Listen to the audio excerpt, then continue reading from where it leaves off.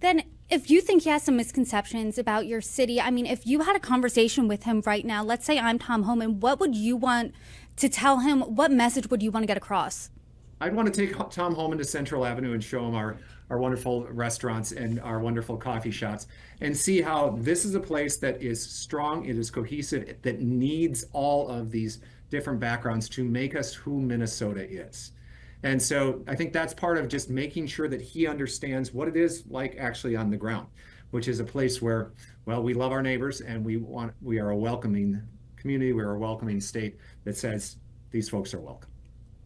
I know you're saying ICE out. I was talking to a member of City Council yesterday. They had the same message. It doesn't seem, though, that the Trump administration is saying ICE out.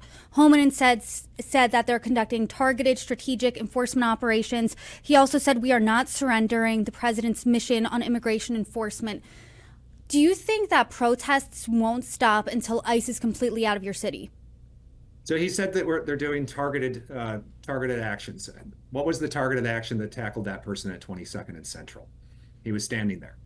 So that's where I need him to keep his promise and make sure that if that's what he's saying, great. We will continue to hand over people who have fully served their sentence in our prisons to ICE if they have a proper detainer. We will continue to do that. That's what we've always done. And I think that's where he needs to make sure that his words are matching what actually is happening on the streets of Minnesota and Minneapolis. And you mentioned earlier in the conversation that it seems like Tom Homan's getting some things wrong about Minnesota. Do you think anything, because this is not a local story, obviously, it's a national story, it's an international story. Do you think anything is getting lost about your city in national headlines? Do you think there's any misconceptions about what's happening on the ground versus the headlines and the coverage you're seeing right now? I think what Tom Homan is missing is the success that has been nurtured here in Minnesota. We have the most per capita Fortune 500 headquarters in America, the most. We have these great companies that are headquartered right here because that is what we do. We build up, we take businesses and we build them up. We are a cohesive, integrated society, state that has been welcoming immigrants for as long as we have been around.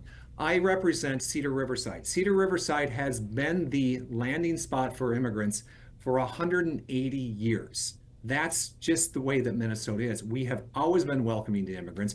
We've always been welcoming to new people because, well, they build good companies, they build good businesses, and they build a better place for all of America.